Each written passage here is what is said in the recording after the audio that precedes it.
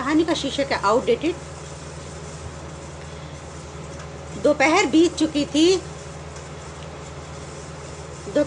चुकी थी। यह उनके एक नींद लेकर जागने का समय था, जो अब आती ही कहाँ है। उम्र का तकाजा ही है, कमबख्त यह भी गच्चा दे देती है। किस्से सुनने के लिए उन्हें घेर कर बैठे बच्चों को वो सुनाया करते हैं यमराज की 4 चिट्ठियों का किस्सा, कि कैसे पहली चिट्ठी आती है तो घुटने जवाब दे देते हैं, फिर दूसरी चिट्ठी पर आंखों की नज़र कमज़ोर पड़ने लगती है, और फिर आती है तीसरी चिट्ठी जब नींद उड़ जाती है, और अंत में यम के दूत चौथी चिट्ठी के साथ स्वयं आ जाते हैं। पड़ोस का शरारती चुन्नू तो पूछ ही बैठा, दादाजी आपकी कितनी चिट्ठियाँ आ चुकी? नटखट कहीं का, वे याद कर मुस्कुराए। घुटनों आँखों के साथ ये नींद भी बैरन बेप्रीत हो गई है, पर रस्में अदायगी तो निभानी है। आज मन कुछ अनमना है, नाकाम ही सही तो भी सोने की कोशिश जरूर की उन्होंने। अब सोना तो क्या और कुछ नहीं, थोड़ा समय बीत जाता है और इसी बहाने देह को थोड़ा आराम मिल जाता है। यूँ अब क्या सब आराम ही आराम है, कोई खास काम नहीं उन्हें यूं ही ओढ़े हुए कामों के सिवा, जैसे शाम को बच्चों के साथ पार्क घूमने जाने का ये काम। आजकल बच्चों की सत्रीय परीक्षा चल रही है तो उन्हें अकेले ही जाना होगा। चश्मे को हाथों से ठीक करते हुए वे उठे। उन्होंने अपना एक हाथ झुकी हुई कमर पर रखकर दूसरा हाथ निहौरने के लिए माथे पर लगाया और आसमान की तरफ निहारने लगे। झुर्रियों से भरे चेहरे पर लगभग 3/4 शताब्दी के अनुभव की इबारत कुछ ऐसे ही उभरने लगी जैसे किसी कोरे कागज पर हर्फ उभरते हैं। उम्र की तपिश से कुम्हलाए चेहरे की अनगिनत सलवटों में हलचल हुई और मिचमिचाती आंखों ने धोखा नहीं दिया, ये बताते हुए कि आसमान आज पूरा बादलों से भरा है। उन्होंने बाहर जाने का इरादा त्याग दिया। घने बादल, ये बादल केवल गरज के डराने वाले नहीं, बरसने वाले थे। उनके मन में कहीं भड्डरी के बोल गूंजने लगे।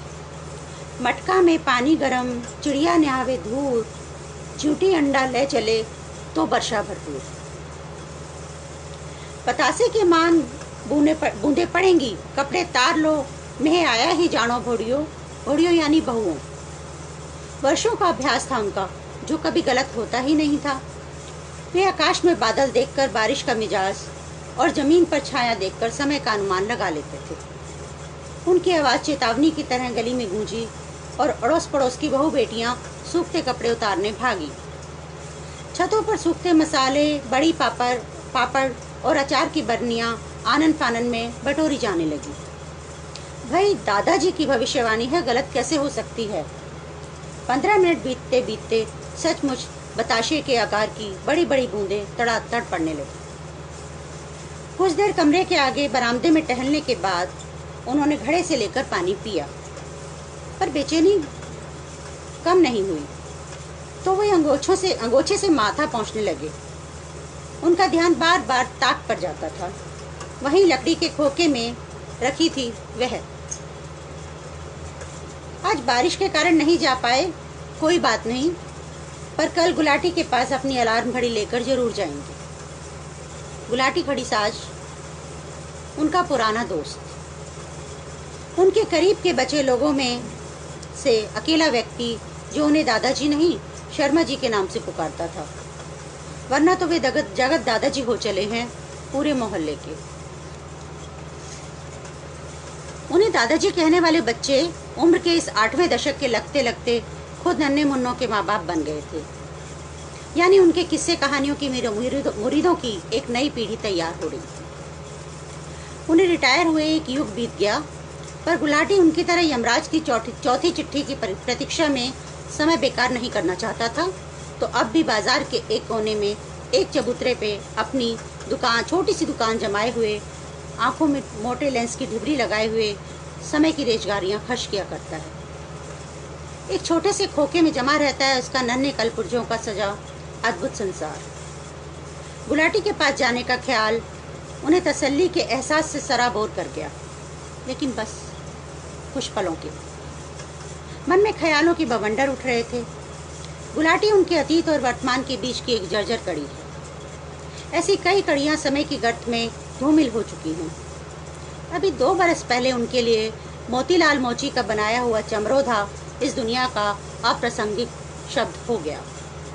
और फिर तिरछी जेब वाली उरेब की कटाई सिलाई वाली खास बनियान, जिसे वे डीसीएम की दुकान से खादी का कपड़ा लेकर दयाराम दर्जी से सिलवाया करते थे, वह भी बीते जमाने की बात हुई। और अब घड़ी के रुक जाने में जिस मनहूस इबारत को वे पढ़ रहे थे, वह जल्दी ही गुलाटी के पास जाने के ख्याल से मिली तसल्ली पर हावी होने लगी। उन्हें लगा तसल्ली महज एक शब्द है। तसल्ली जैसे अब तसल्ली नहीं, पंख लगी फाख्ता है कि हाथ आएगी ही नहीं। उन्होंने यूं ही सुबह का पढ़ा हुआ अखबार उठाया और उसे फिर से पढ़ने की कोशिश की, पर मन न लगा। उनका उदास और बेचैन मन एक पक्षी की तरह पूरे कमरे का चक्कर लगाकर फिर ताक पर जा बैठा। अनायास ही वे याद करते हैं सन 47 की मारकाट। जाने क्यों आजकल वे बार बार बिसरी गलियों में लौटते हैं। कैसा विचित्र सा विचलन है। स्मृतियों की यह आवाजाही मन की नदी में उठी छोटी बड़ी लहरों के समान है। जब ये लहरें कुछ पल को शांत होती हैं तो वे खुद को 1947 में खड़ा पाते हैं। टुकड़ों टुकड़ों में वे विभीषिका उनकी स्मृतियों में कौंधती है। भयंकर आपाधापी और आवाजें। कैसी छलिया होती हैं ना छुटपन की स्मृतियां, न पूरी याद आती हैं न कुछ भी भूलने देती हैं। गांव के वे दिन उन्हें अक्सर याद आते हैं। आजकल बचपन की उन कटु और भयावह स्मृतियों की आवाजाही उन्हें विस्मित करती रहती है। उसके 6-7 साल बाद वे जड़ों से उखड़कर दिल्ली आ बसे थे।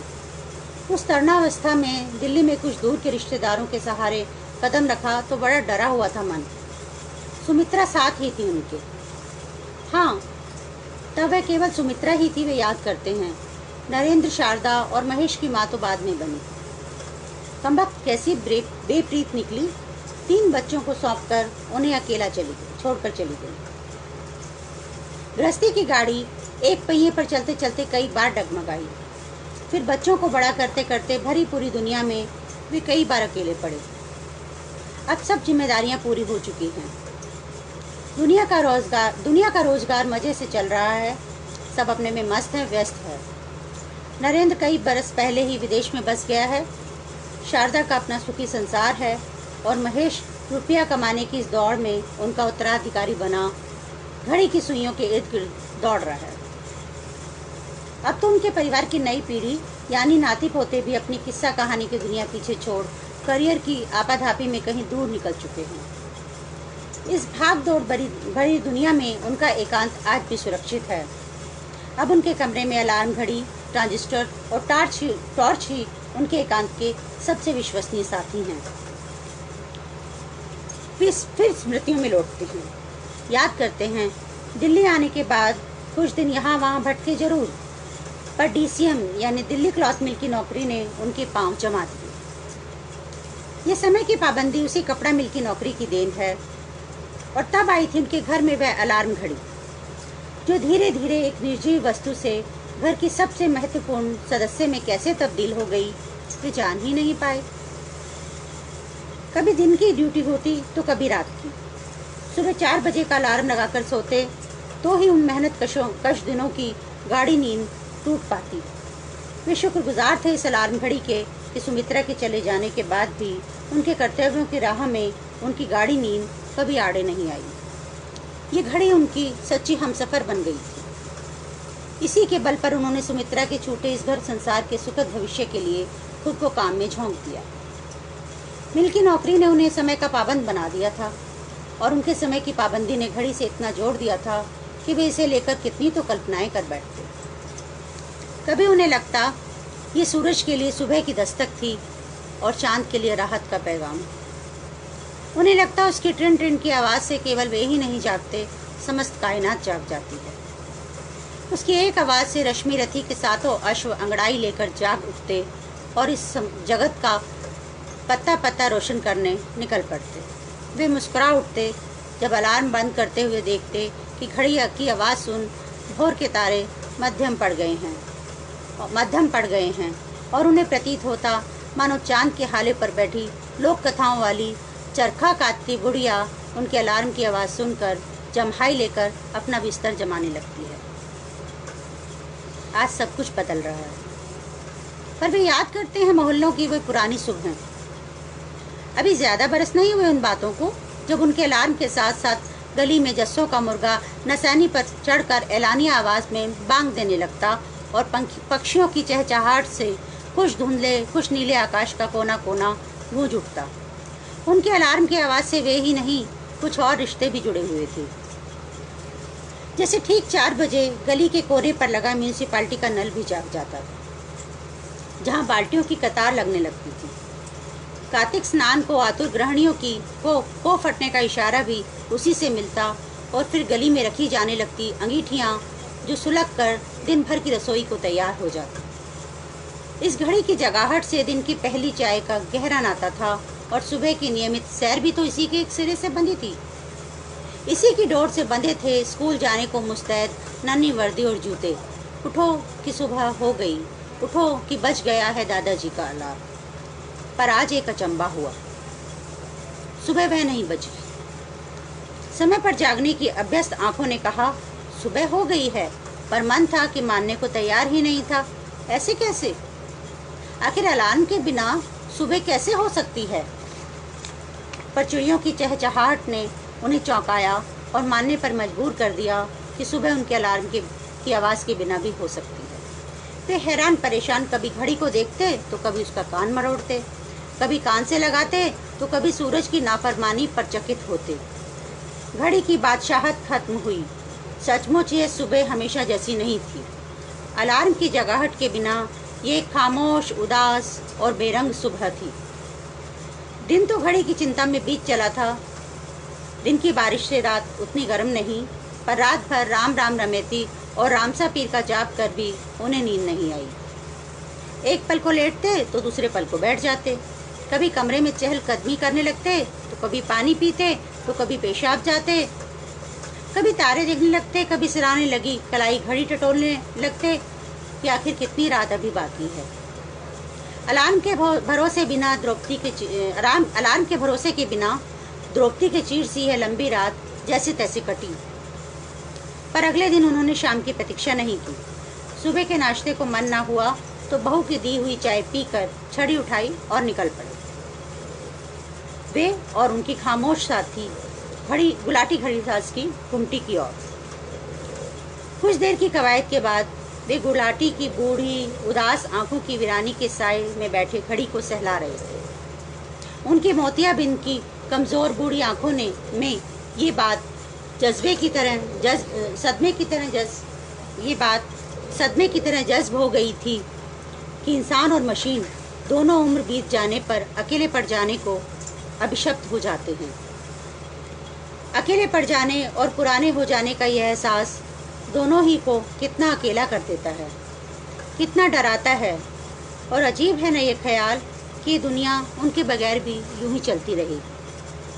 उन्हें लगा आज वे सचमुच बेहद अकेले हो गए हैं। थके कदमों से लौटते हुए उनके कानों में गुलाटी घड़ी साज के शब्द गूंज रहे थे। अब ये कभी नहीं बोलेगी चलेगी शर्मा जी, हमारी तरह पुरानी हो चुकी है, बहुत पुरानी। इसकी खराबी कभी ठीक नहीं की जा सकती क्योंकि इसके पुर्जे अब आउटडेटेड हो चुके हैं। शुक्रिया।